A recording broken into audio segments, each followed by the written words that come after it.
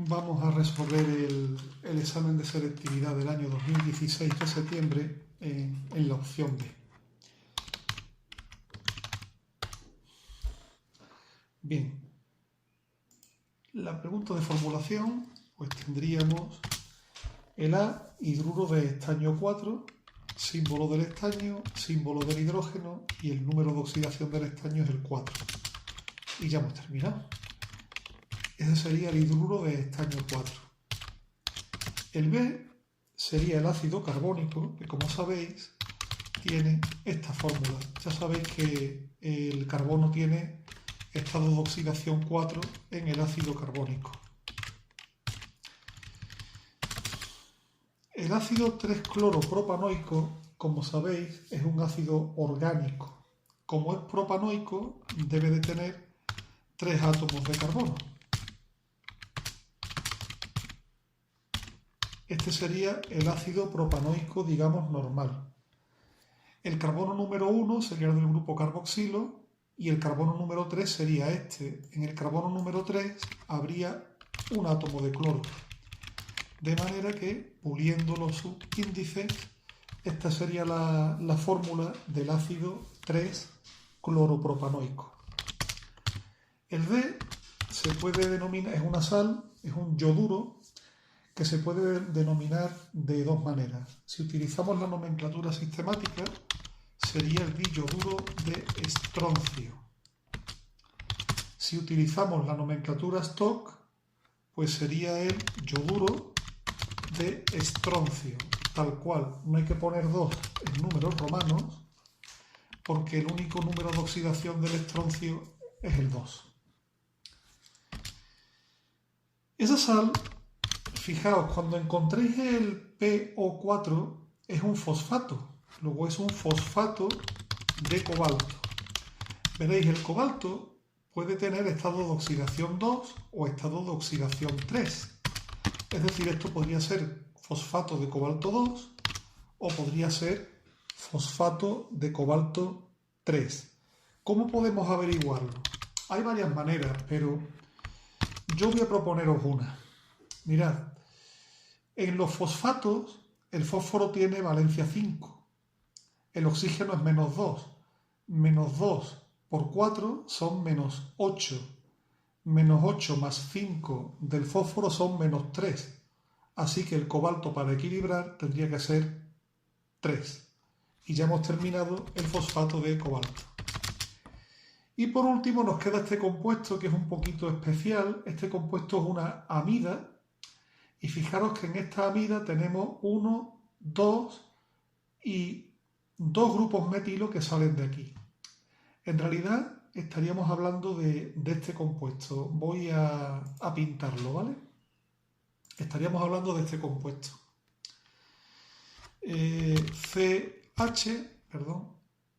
Aquí. Estaríamos hablando de CH,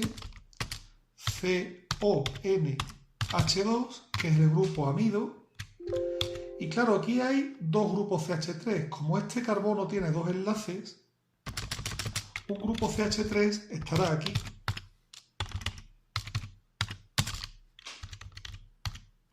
Pero el otro grupo CH3S que estaba entre paréntesis estará aquí debajo. Es decir, estará así.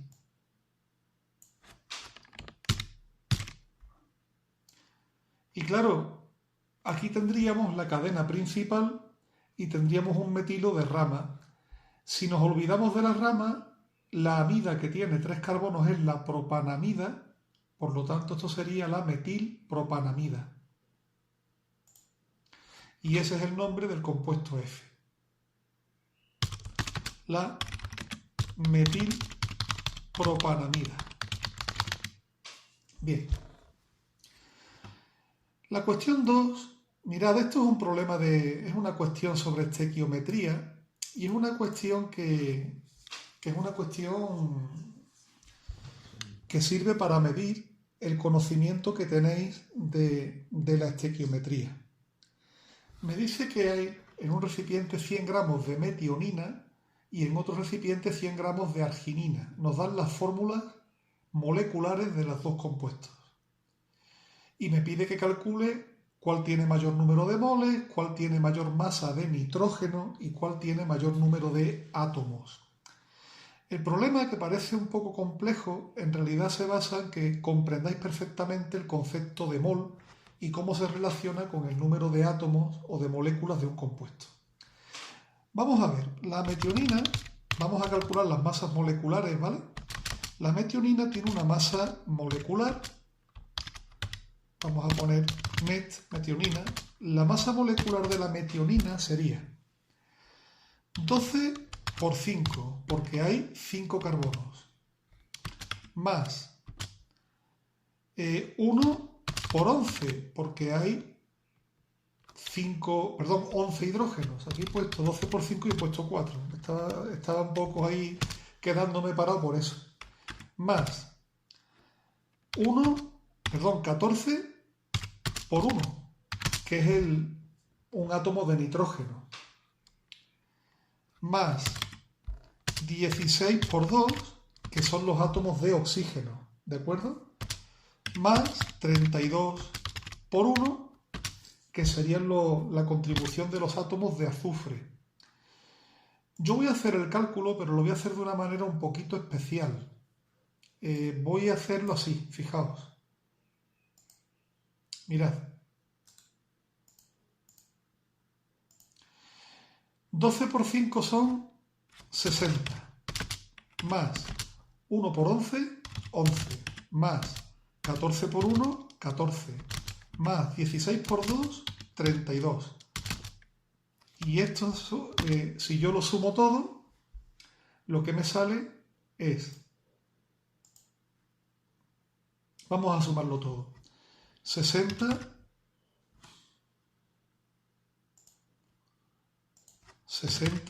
más 11 más 14 más 32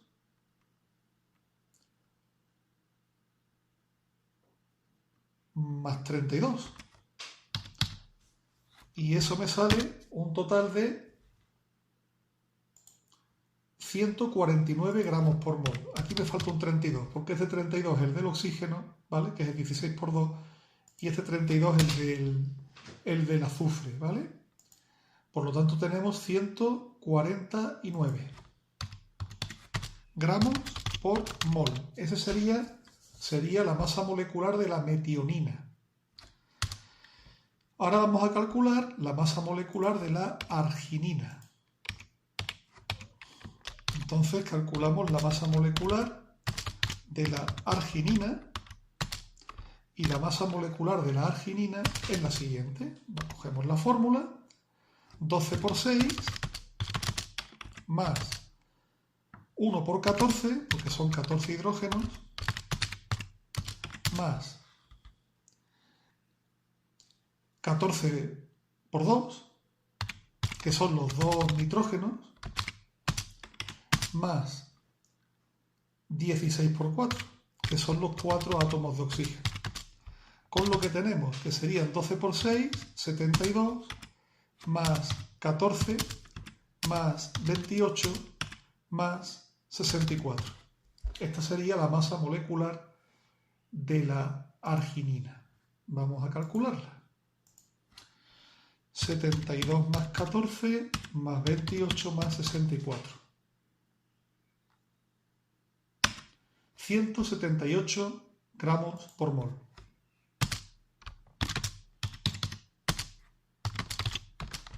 Bien, esa es la masa molecular de cada uno. Ya estamos en condiciones de responder a las preguntas del problema.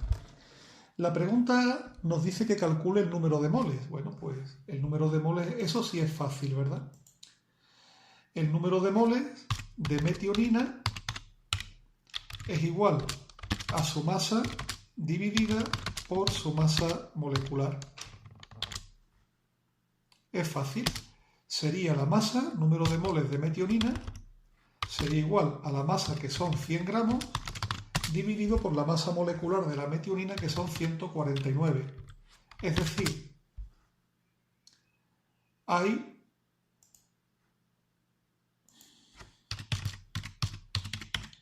0,671 mol de metionina. Mol de metionina, ¿vale? El número de moles de arginina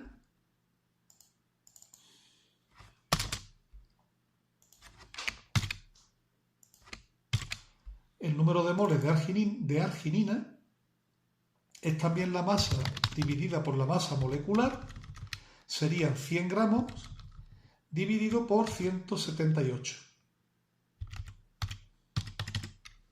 Y así tengo los moles de arginina. 100 gramos partido 178, 0,562 moles. 0,562.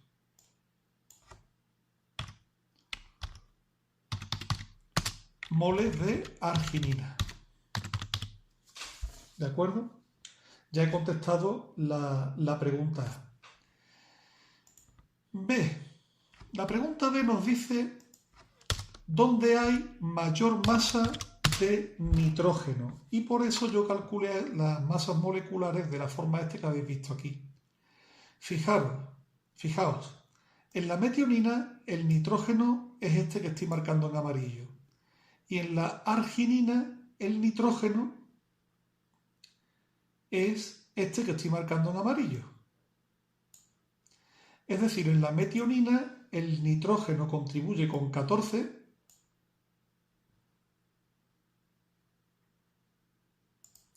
mientras que en la arginina el nitrógeno contribuye con 28.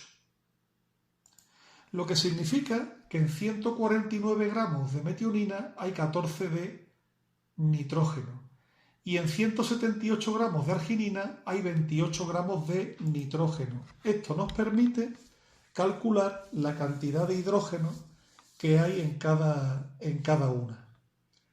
Y como podemos calcular la cantidad de nitrógeno, pues ya sabemos la masa de nitrógeno en cada sitio. Fijaos, es relativamente sencillo.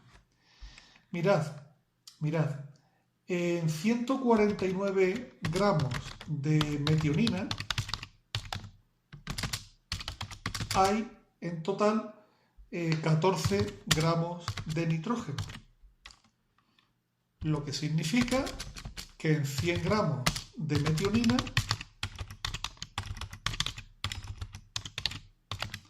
hay X gramos de nitrógeno y ya tenemos el cálculo fácil.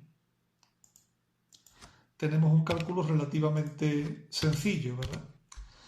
Sería X igual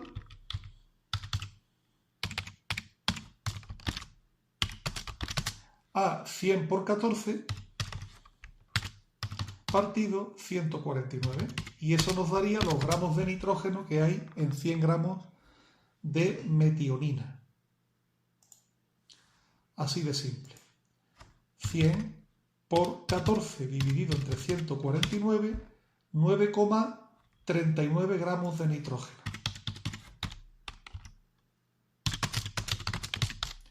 En cambio, en la arginina, la regla de 3 sería la siguiente.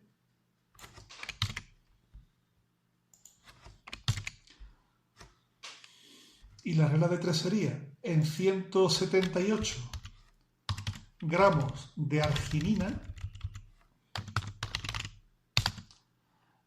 hay 28 gramos de nitrógeno. En los 178 gramos de arginina, de nitrógeno son 28. Lo que significa que en 100 gramos de arginina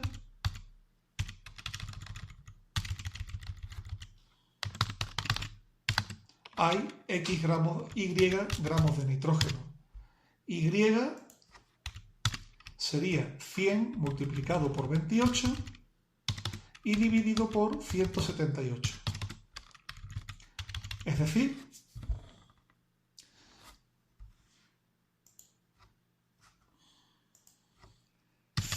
por 28 partido 178, 15,730 o 15,73 gramos de nitrógeno. Es decir, hay más gramos de nitrógeno en los 100 gramos de arginina que en los 100 gramos de metionina. Y nos queda la pregunta C, o el apartado C, que el apartado C me pregunta cuántos átomos o cuál de los dos contiene mayor número de átomos. Bueno, el número de átomos es proporcional al número de moles, ¿vale? Pero claro, en una molécula de arginina hay en total, ¿cuántos átomos? Perdón, hemos empezado por la metionina. En una molécula de metionina hay en total, vamos a contar los átomos, metionina hay 5, y 11, 16, y 1, 17, y 2, 19, y 1, 20. Hay en total 20 átomos. ¿De acuerdo?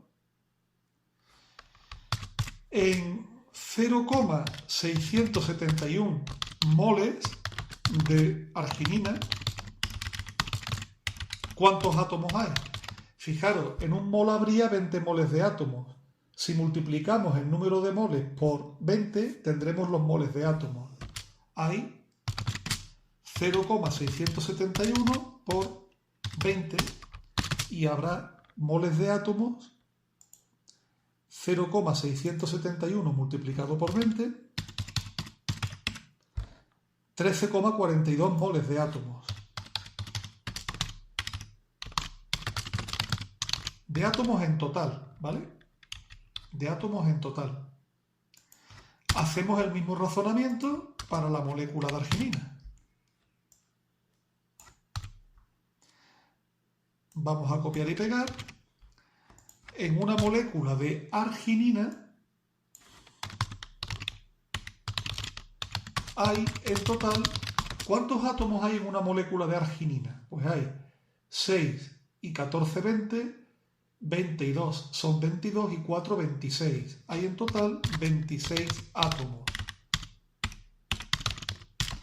En 0,562 moles de arginina hay pues 0,562 multiplicado por 26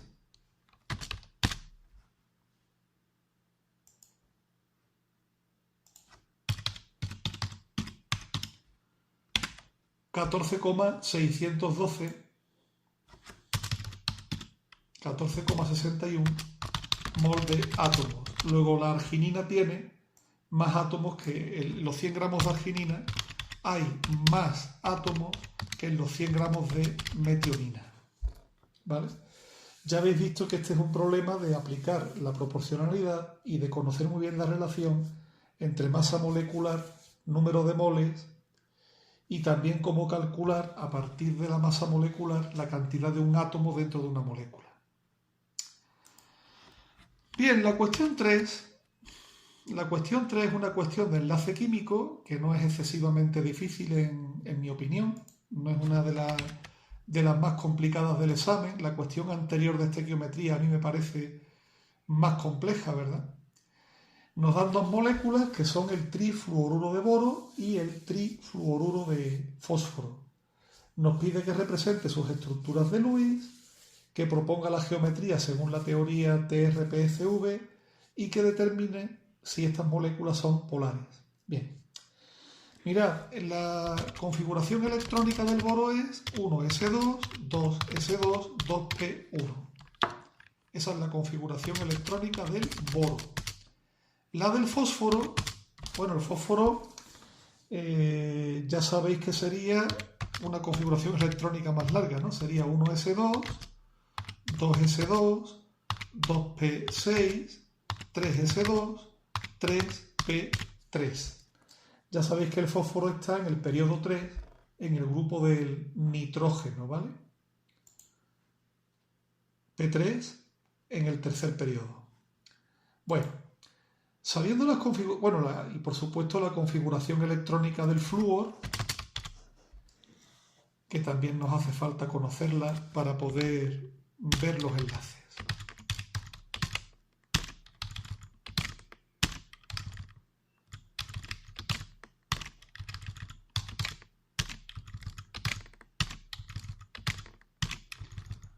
para ponerlo, la configuración electrónica del flúor es, como sabéis, 1s2, 2s2, 2p5. Esa es la configuración electrónica del flúor, que es una configuración electrónica muy típica de los halógenos. Bien, sabiendo todo esto, vamos a entrar en cuál sería la estructura de Lewis de cada una de estas dos moléculas, ¿vale? Las moléculas son relativamente sencillas. En el caso del trifluoruro de boro, mirad, empezaríamos por poner el átomo de boro en el centro, ¿verdad? Pondríamos en el centro un átomo de boro y pondríamos 3 átomos de flúor alrededor.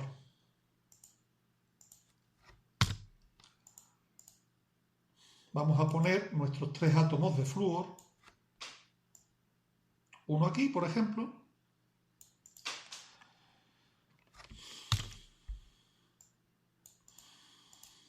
Vamos a coger los otros átomos de flúor. Otro átomo de flúor podría ir aquí, por ejemplo, y nos queda otro átomo de flúor que lo podríamos colocar, si se deja,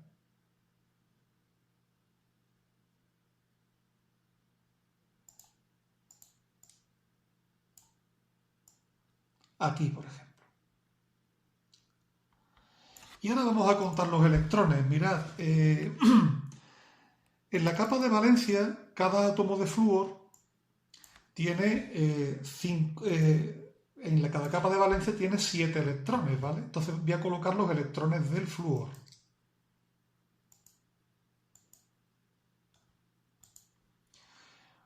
Uno, 2, 3, 4, 5, 6, 7.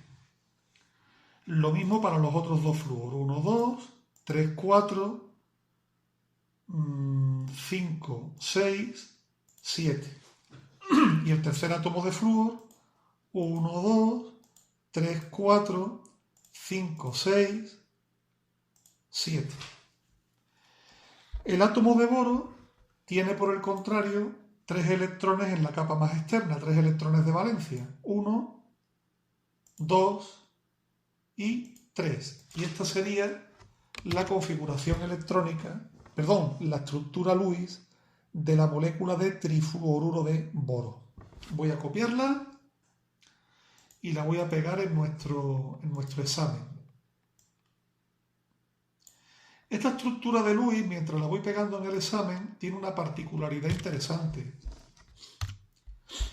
Y es que, si os dais cuenta, fijándoos en el átomo central, os habréis fijado en que el átomo central no cumple la regla del octeto, solo tiene 6 electrones. Acordaos de que el boro, precisamente, es uno de los átomos que en este respecto a la regla del octeto tiene o cumple una excepción, ¿verdad?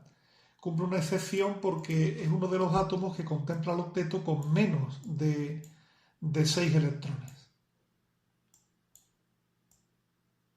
Perdón, con menos de 8. En este caso 6. Vamos a la configuración electrónica configuración de Lewis o estructura de Lewis de la molécula de trifluoruro de fósforo. Bueno, vamos a quitar de en medio el boro. Vamos a quitar de en medio el boro y en su lugar vamos a colocar un bonito átomo de fósforo. Los flúor están igual, ¿vale? Y nosotros lo que vamos a hacer es colocar un átomo de fósforo.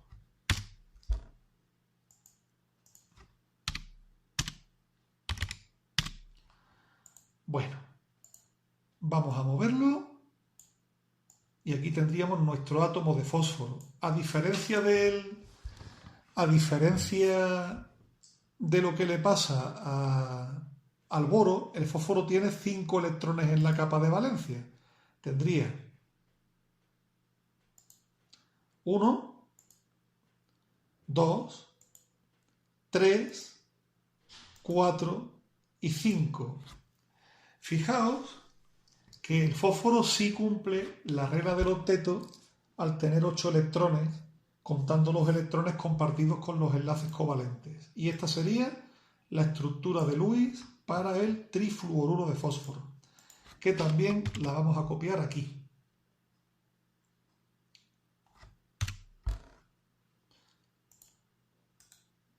Ahora, fijaos la diferencia. El fósforo siempre, en este caso, mejor dicho, cumple la regla del octeto. El boro se queda corto con la regla del octeto. Bien, una vez que tenemos nuestras estructuras de Lewis, el siguiente apartado me pide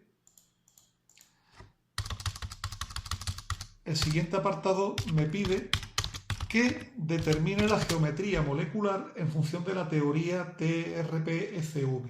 Bien, en el caso de la molécula de trifluoruro de boro, la fórmula es AB3E0.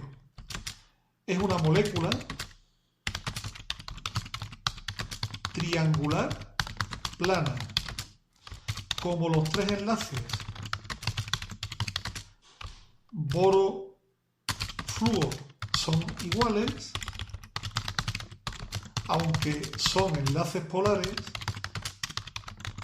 la geometría hace que la molécula sea apolar. Y ya de paso he contestado no solo el apartado B, sino también el apartado C. Esto de que los enlaces sean iguales es importante porque la polaridad de la molécula no solamente depende de la geometría. La geometría es importante, pero los enlaces iguales también.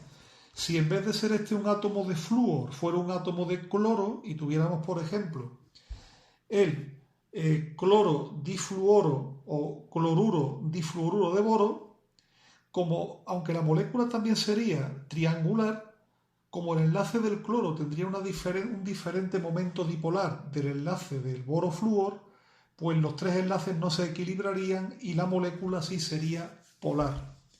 En este caso es apolar por dos motivos, no por uno. Primero, porque los tres enlaces son iguales. Y segundo, porque la geometría es simétrica y por eso la molécula es apolar. En el caso del trifluoruro de fósforo, aquí la cosa es diferente, ¿verdad? En el caso del trifluoruro de fósforo, la molécula es del tipo AB3E1. Es una pirámide trigonal. Por esa geometría es polar. La molécula de trifluoruro de fósforo es polar porque aunque también ahí los tres enlaces son exactamente iguales, pero ya la geometría no es simétrica, es una pirámide. El fósforo estaría en la cúspide de la pirámide, en la cima, y los tres átomos de flúor formarían la base de la pirámide. Y yo creo que ya hemos terminado con esta cuestión. Nos quedan los tres problemas numéricos. Bueno, pues vamos a empezar con el problema numérico número 1. Voy a dejar un folio por problema numérico, me parece a mí que nos va a venir bien. Mirad, el problema numérico 1 es un problema de ácido-base. Nos dan la constante de acidez de un ácido que es el ácido hipocloroso. Nos piden en primer lugar la reacción química del ácido con el agua, que expresemos la constante de acidez. Nos pide también que escribamos la reacción química del agua con la base conjugada y que expresemos la constante de basicidad y que calculemos la constante de basicidad. Bueno, este problema, aunque sea de ácido-base, en mi opinión, no es complejo. Hay que saber, es casi más una teoría aplicada que un problema numérico. Fijaos en lo que os digo. A ver si estáis de acuerdo conmigo cuando terminemos de hacerlo. Mirad, en primer lugar, escriba usted la reacción química del agua con el ácido hipocloroso. Bueno, pues el ácido hipocloroso, al ser un ácido, reacciona con el agua cediéndole iones H+. Como el ácido hipocloroso pierde un ion H+, se convierte en el ion hipoclorito y el agua que recibe el hidrógeno se convierte en H3 o más. Esta sería la reacción del agua con el ácido hipocloroso. Y me están pidiendo que escriba la expresión de la constante de acidez del ácido. Bueno, pues vamos a escribirla. Vamos a escribir la expresión de la constante de acidez. La constante de acidez es una constante de equilibrio, eso lo sabéis también perfectamente. Y bueno, pues la constante de equilibrio dada la reacción sería la siguiente. La constante de acidez sería igual. Vamos a ir preparando la fracción, sería concentración de ion hipoclorito. Ya sabéis que este procesador de texto tiene, para escribir los superíndices de los iones, no puedo escribir menos, debo escribir -1. Lo correcto sería poner solo un signo menos, ¿vale? Disculpáis. Por la concentración de los iones H3 o más, lo mismo aquí, ¿vale? Tengo que escribir H3O más 1. Fijaos que si escribo más 1 sale bien, si escribo solo el signo menos se fastidia el invento. Entonces, bueno, aunque no es correcto decir más 1, ponemos solamente el signo más, pues nada, lo vamos a dejar así. Y en el denominador estaría la concentración de ácido hipocloroso. Por supuesto que no estaría la concentración del agua. Bueno, pues ya tenemos el valor de la constante de... Pero no el valor, la expresión de la constante de acidez. Bien, el segundo apartado me dice que escriba la reacción con agua de la base conjugada del ácido hipocloroso y la expresión de su constante de basicidad. Perdonad, pero me estoy dando cuenta, vaya despiste, el ácido hipocloroso es Cl, ¿vale? HClO. Perdonad, yo me he vuelto ahí a despistar y estoy escribiendo ClO2. Disculpad, ¿vale? Lo corrijo enseguida. Es ClO. El HClO2 es el ácido cloroso. Perdonad. Bueno, ¿cuál es la base conjugada del ácido hipocloroso? Si nos fijamos en la reacción del ácido, su base conjugada tiene que ser este ion de aquí. Es la pareja del ácido, el ion hipoclorito. Esa es la base conjugada. Esa es la reacción que quieren que nosotros pongamos con el agua. La reacción del hipoclorito con agua. Bueno, la reacción del hipoclorito con agua, hay que tener en cuenta que el hipoclorito es una base conjugada. Las bases lo que hacen es captar hidrógeno. Le quita un hidrógeno al agua y al captar ese ion hidrógeno se convierte en HClO, se convierte en el ácido. Y el agua, que pierde un hidrógeno, se convierte en un ion OH. Y esa es la reacción de la base conjugada. Vamos a escribir la expresión de la constante de basicidad. La constante de basicidad del ion hipoclorito.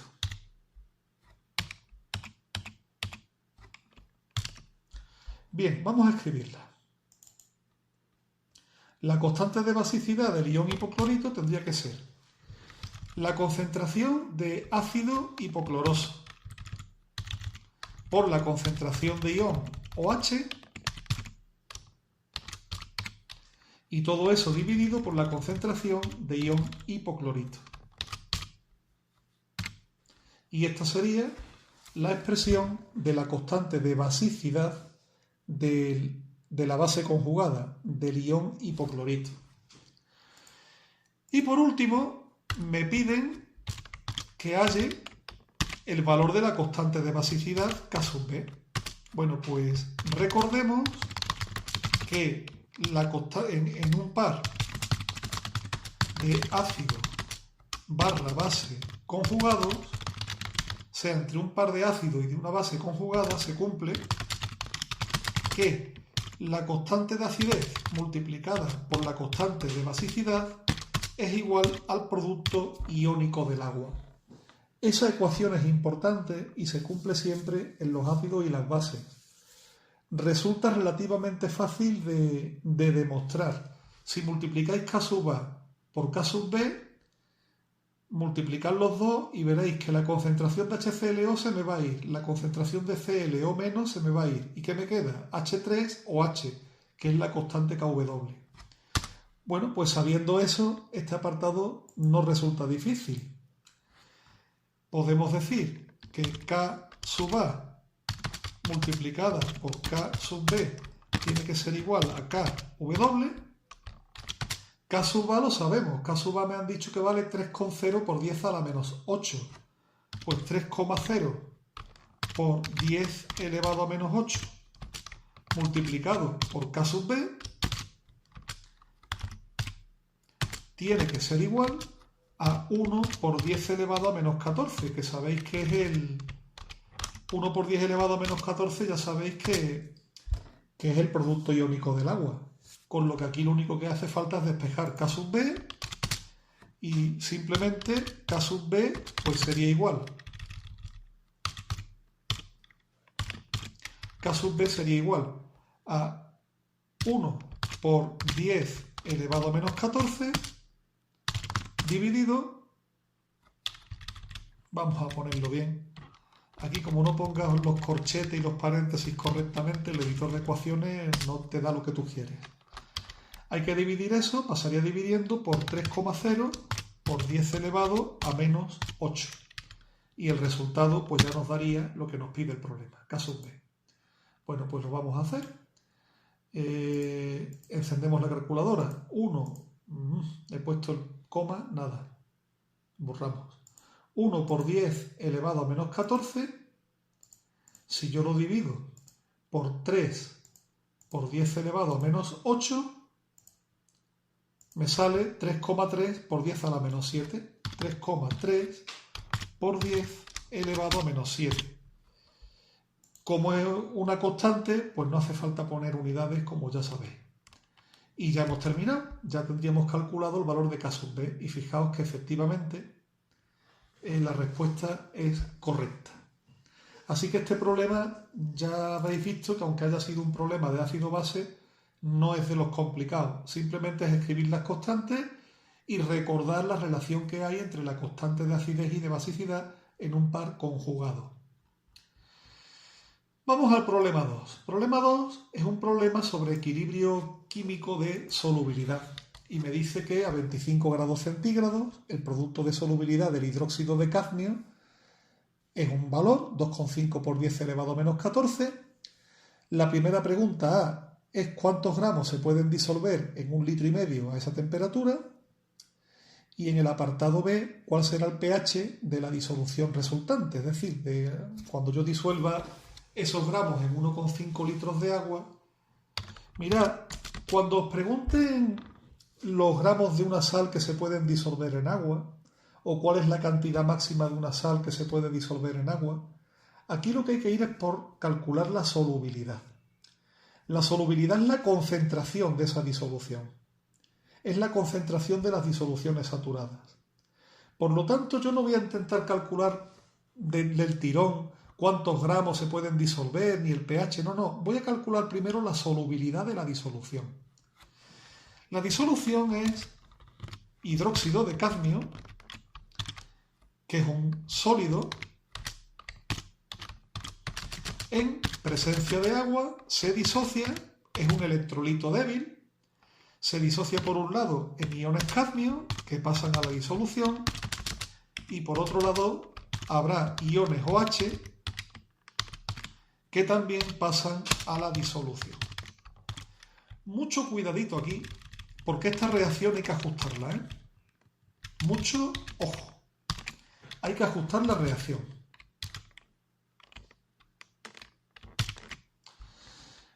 Un cadmio, 2 OH, 2 OH. ¿Por qué lo digo? Porque cuando hagamos la tabla de solubilidad, El hidróxido de cadmio, si se disuelve una cantidad S de cadmio, de OH se producirá 2S, porque por cada uno que salga de cadmio me tendrán que salir 2 iones OH, es decir, el doble. El producto de solubilidad de esta sal sería producto de solubilidad, que es igual a 2,5 por 10 elevado a menos 14, eso tiene que ser igual a la concentración de ion cadmio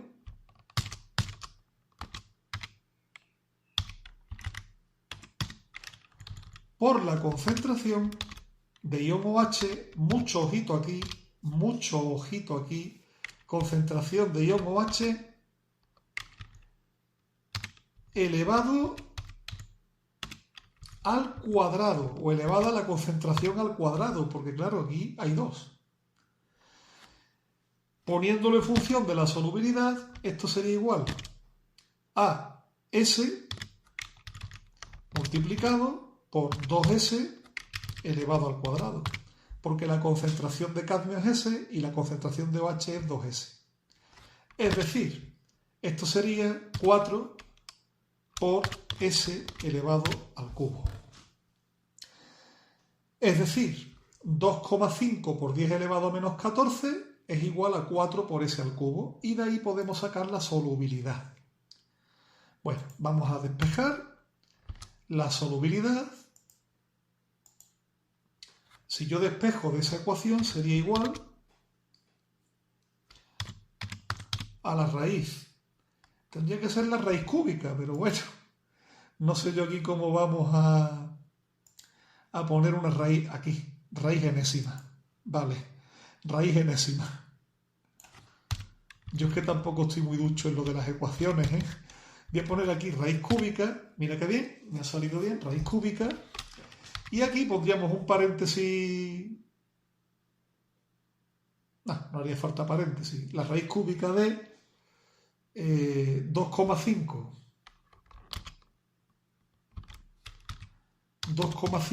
por 10 elevado a menos 14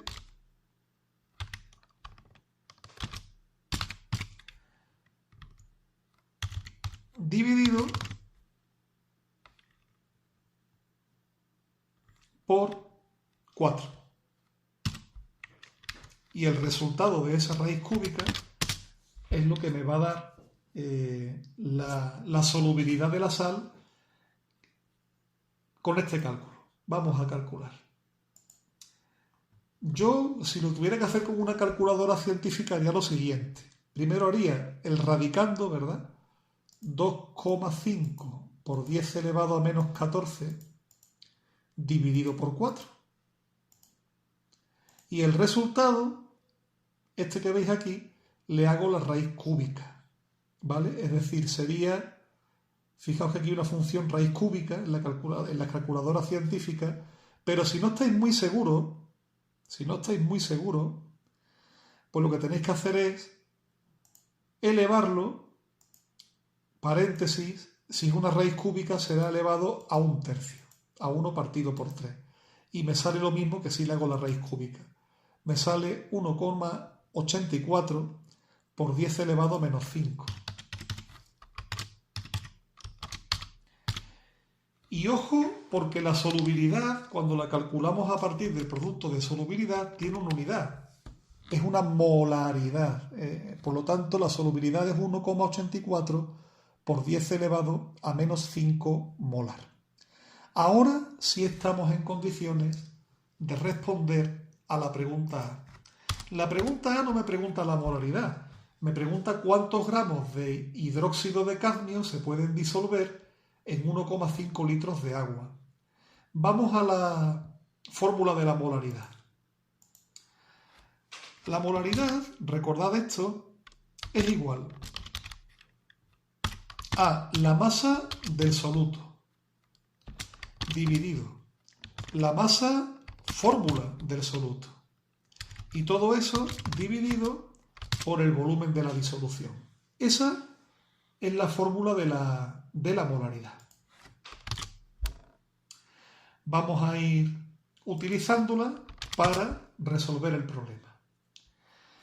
Me preguntan cuántos gramos de hidróxido de cadmio se pueden disolver. Por lo tanto, la incógnita es ms, es la masa del soluto. Fijaos, molaridad. 1,84 por 10 elevado a menos 5. Es igual a la masa del soluto, que no tengo ni idea de lo que va a valer, dividido por la masa fórmula del soluto. Hombre, la masa fórmula es el hidróxido de cadmio. Tendríamos que calcular la masa fórmula del hidróxido de cadmio. Voy a calcularla, ¿vale? La masa fórmula del hidróxido de cadmio, el cadmio tiene una masa de 112,4, sería 112,4 más 17 por 2. La masa fórmula son 146,4. Luego aquí pongo 146,4.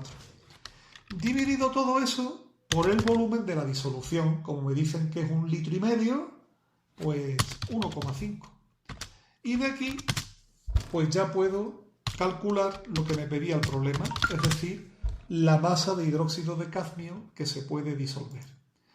Bueno, pues nada, es simplemente despejar, ¿vale? 1,84 por 10 elevado a menos 5, lo multiplico por 1,5 litros y por 146,4. ¿Resultado?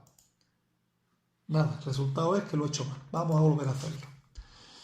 1,84 por 10 elevado a menos 5 por 1,5 por 146,4. Ahora sí, 4 por 10 elevado a menos 3, 4,0 por 10 elevado a menos 3 gramos. Esa es la masa que se puede disolver. Pues mirad, 0,004 gramos, que son 4 por 10 a la menos 3. Es decir, este apartado parece que se ha hecho correcto. Al menos la solución coincide. El apartado B me dice cuál será el pH de la disolución resultante. Y yo creo que estoy escuchando los engranajes mentales ahí dando vueltas y pensando, bueno, vamos a ver, no estábamos en un problema de disoluciones y de sales poco solubles y de productos de solubilidad. ¿Qué tiene aquí? ¿Qué pinta aquí el pH? No olvidéis que esta sal en realidad es un hidróxido y produce OH. Es decir, yo no puedo calcular el pH directamente, pero puedo calcular el pOH. Recordad la definición de pOH. pOH, que es lo que yo puedo calcular aquí, es el menos logaritmo en base 10 de la concentración de iones OH. Y la concentración de iones OH, qué curioso, la tengo, la sé. ¿Por qué? Porque la concentración de iones OH es 2S. Y como sé la solubilidad, pues ya sé la concentración de iones OH. Así que lo vamos a hacer sin más demora. Sería el menos logaritmo de 2S, es decir, sería igual al menos logaritmo de 2 por el valor de S, que era 1,84 por 10 elevado a menos 5. Y ya lo único que tengo que hacer es esa operación. Bueno, pues hago la operación. 2 por 1,84 elevado por 10 elevado a menos 5. Me sale esa cantidad, 3,68 por 10 a la menos 5. Hago el logaritmo de esa cantidad. Me sale menos 4,43, que quitándole el signo, me sale un pOH de 4,43. Ese es el pOH. El pH será igual a 14 menos 4,43 y ya tengo el pH. Es decir, más 14 pues me sale un pH de 9,57 más o menos. pH es igual a 9,57. Es un pH mayor que 7, lo que cuadra bastante bien con que sea una disolución básica. Bueno, 9,56, 9,57. Se ve que en este caso sí estamos de acuerdo, en este caso, estamos de acuerdo el que ha hecho el examen y yo, que no siempre ocurre, ¿vale? ¿Y qué es lo que nos queda? Pues el problema 3, que es un problema de reacciones redox. El primero me dice, son dos problemas, uno que tiene que ver con una reacción redox y otro que es un problema de leyes de Faraday, es decir, son dos apartados que no tienen nada que ver uno con otro, ¿verdad? El primero me da una reacción. En el primer apartado yo lo que tengo es una reacción redox, como es natural. Fijaos que la reacción redox que me dan la ecuación iónica, no me dan la ecuación molecular, ¿eh? Me dan la ecuación iónica, ni lo tengo que ajustar ni nada. Y es esta reacción redox. Esa es la reacción redox. El zinc metálico más 2 iones H+, produce iones de zinc, produce también hidrógeno, ¿vale? Esa es la reacción. Y como todos los problemas de estequiometría, me pregunta, en primer lugar, qué volumen de hidrógeno medido a 700 milímetros de mercurio y 77 grados centígrados se desprenderá. Mirad, yo tengo aquí 0,5 moles de zinc, es una reacción de estequiometría. Yo tengo aquí 0,5 mol de zinc. Ese es el dato. Ese es el dato. Y la incógnita, lo que me preguntan es qué volumen de hidrógeno a 700 milímetros de mercurio y 77 grados centígrados se van a desprender. Es un problema de estequiometría, pues, de toda la vida. El problema de estequiometría diría un mol de zinc produce un mol de H2.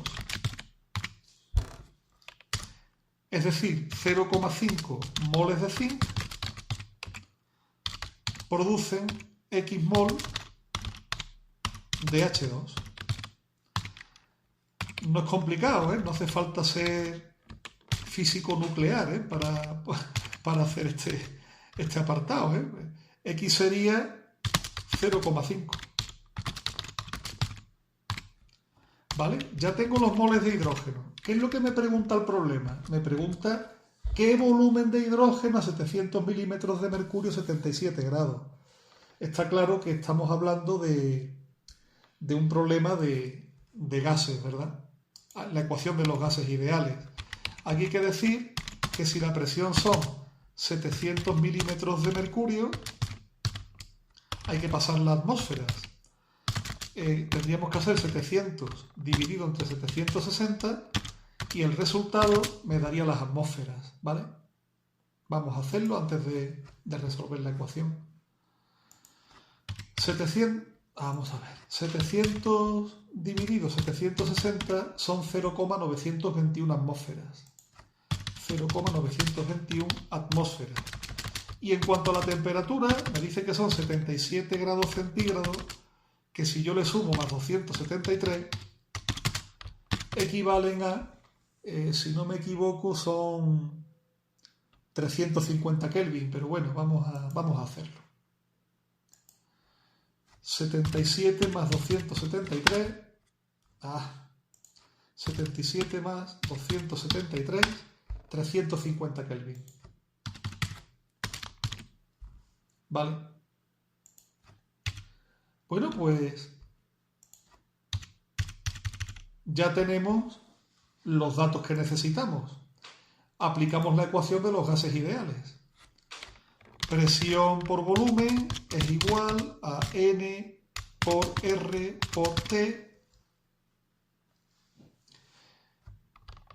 Presión 0,921 por volumen es igual al número de moles 0,5 por 0,082 por 350.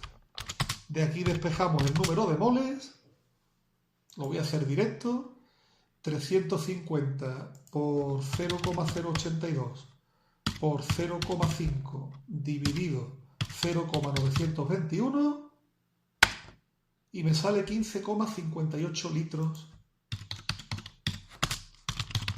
de hidrógeno. Pues bueno, mirad, clavado, ¿vale? Vamos al segundo problema, que este me interesa más porque es un problema de leyes de Faraday. Dice que se electroliza completamente una disolución de una sal de zinc aplicando durante 2 horas una intensidad de 1,5 amperes y que se depositan en el cátodo 3,66 gramos de metal y me pide que calcule la masa atómica del zinc. Mirad, este problema sería muy sencillo también, es solamente aplicar tal cual la ley de Faraday. La ley de Faraday dice la masa depositada en el cátodo es igual a la intensidad multiplicada por el tiempo, multiplicada por la masa, como estamos hablando de zinc, masa atómica, dividido por Z multiplicado por el número de Faraday, donde Z es el número de electrones que se intercambian en la reacción. Bueno, ¿cuántos electrones se intercambian en esta reacción? Si yo tengo iones zinc y se depositan en el cátodo, lo normal es que se deposite zinc metálico. Es una reacción de reducción. Si yo equilibro la carga, sería más 2 electrones, es decir, Z vale 2. Vuelvo a la ecuación de Faraday. Y tengo lo siguiente. La masa que se deposita de zinc es 3,66 gramos. Y eso es igual a la intensidad de corriente. Me parece que dijeron que era 1,5 amperio, 1,5 amperios, ¿puede ser? Sí, 1,5 amperios. Por el tiempo. Son 2 horas. 2 horas son 7.200 segundos. Por la masa atómica del zinc, que es lo que el problema me pregunta. ¿Cuál es la masa atómica del zinc? Dividido todo eso entre 2, que es el número de electrones que intervienen en la reacción, por el número de Faraday, que son 96.500. Lo único que tenemos que hacer es despejar la masa atómica del zinc, y la masa atómica del zinc sería igual a 3,66 multiplicado por 2 multiplicado por 96.500 y el resultado dividido entre 1,5 por 7.200. Vamos a verlo. Veamos. Aquí mucho ojito con los paréntesis, 3,66 por 2 por 96.500. Ahora dividido, y ahora pongo un paréntesis para englobar todo el denominador, dividido 1,5 por 7.200. Cierro el paréntesis y me sale 65,40. ¿En qué unidades están las masas atómicas? En gramos por mol. 65,40. Permitidme un momentito. Vámonos al zinc. 65,38. No está muy mal. ¿Qué nos dice el problema? 65,4. Por lo tanto, el problema estaría ya perfectamente realizado. Pues nada, ya hemos terminado este examen de septiembre del año 2016, la opción B. Después de haberlo hecho entero, a mí la sensación que me da es que los dos problemas, digamos que son complicaetes, serían posiblemente el problema de estequiometría, de la arginina a la metionina, ese problema es complejo, y también sería interesante, por la complejidad, el problema del producto de solubilidad, sobre todo para calcular el número de gramos y para que relacionéis que a veces en las sales poco solubles o en los compuestos poco solubles el pH es importante si en ese compuesto poco soluble aparecen iones OH o H+. Y fijaos, hemos tardado pues prácticamente 1 hora. no está mal para hacer un examen de tantas preguntas. Pues nada, hasta pronto y enseguida en el siguiente vídeo ya nos iremos al examen de junio de 2016.